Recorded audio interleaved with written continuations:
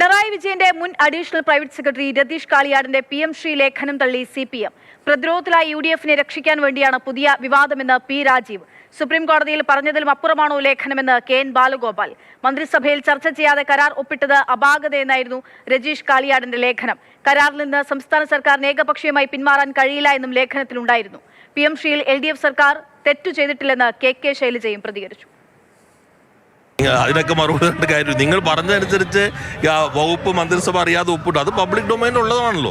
മന്ത്രിസഭ തന്നെ ചർച്ച ചെയ്തിട്ട് അതിന്റെ തുടർ നടപടികളിലേക്ക് പോകേണ്ടതില്ല എന്ന് മന്ത്രിസഭ ചർച്ച ചെയ്ത് തീരുമാനിച്ചതാണല്ലോ. അങ്ങനെ ഒരു ആശയക്കുഴപ്പം ഉണ്ടാക്കാനൊരു ശ്രമം നടന്നു.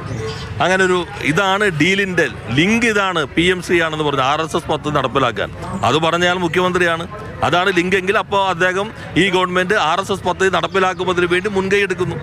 അപ്പോൾ അതിനെ ഡൈവേർട്ട് ചെയ്യാനായിട്ട് വരുന്ന ചില വ്യാഖ്യാനങ്ങളാകാം. സുപ്രീം കോടതി പറഞ്ഞു ഞങ്ങൾക്ക് PMC നടപ്പിലാക്കാൻ പറ്റുന്നില്ല, കാരണം കേരള ഗവൺമെൻറ് അതിൻ്റെ ഫൈനൽ കാര്യങ്ങളിലേക്ക് പോയിട്ടില്ല എന്ന് സുപ്രീം കോടതി പറഞ്ഞതിനപ്പുറം ഏതെങ്കിലും കാര്യം ഏതെങ്കിലും ലേഖനത്തിൽ പ്രസക്തി ഉണ്ടെന്ന് ഞാൻ കരുതുന്നില്ല. കാരണം സുപ്രീം കോടതി തന്നെ പറഞ്ഞു, സെൻട്രൽ ഗവൺമെൻറ്റിൻ്റെ സ്റ്റേറ്റ്മെൻറ്റാണ് ഈ PMC നടപ്പിലാക്കുന്നതിനുള്ള പ്രായോഗിക ബുദ്ധിമുട്ട്, കാരണം കേരളം അടുത്ത സ്റ്റെപ്പ് എടുത്തിട്ടില്ല. അതുകൊണ്ട് ഞങ്ങളെ സംബന്ധിച്ച് വളരെ ക്ലിയറാണ്, ഞങ്ങളത് നടപ്പിലാക്കുന്നില്ല എന്ന് തീരുമാനിച്ചതാണ്. അതിന് സംശയമേ ഇല്ല. പണം തരില്ലെന്ന് പറഞ്ഞ് പിടിച്ചു വെക്കുന്നു. അപ്പോൾ നമ്മുടെ നാട്ടിൽ അധ്യാപകർക്ക് ശമ്പളം കൊടുക്കാൻ കാശില്ല, വിദ്യാർത്ഥികളുടെ സ്കോളർഷിപ്പ് കൊടുക്കാൻ കാശില്ല. ഈ ബുദ്ധിമുട്ടിക്കലിനെതിരെയാണ് നമ്മൾ സംസാരിക്കേണ്ടത്. അതുകൊണ്ട് PM ശ്രീയും ഇപ്പം നീറ്റ് നിർബന്ധിച്ചല്ലോ, അതുപോലെ സെൻട്രൽ ഗവൺമെൻറ് നിർബന്ധിക്കുകയാണ്. പക്ഷേ അവസാന ശ്വാസം വരെ നമ്മൾ പറയുന്നത് അതിന് നിർബന്ധിക്കരുത്, അത് നടപ്പാക്കില്ല.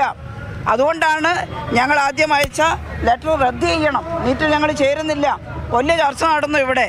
ആ തീരുമാനമാണിപ്പോൾ LDF-നെ സംബന്ധിച്ചിടത്തോളം നിലനിൽക്കുന്നത്.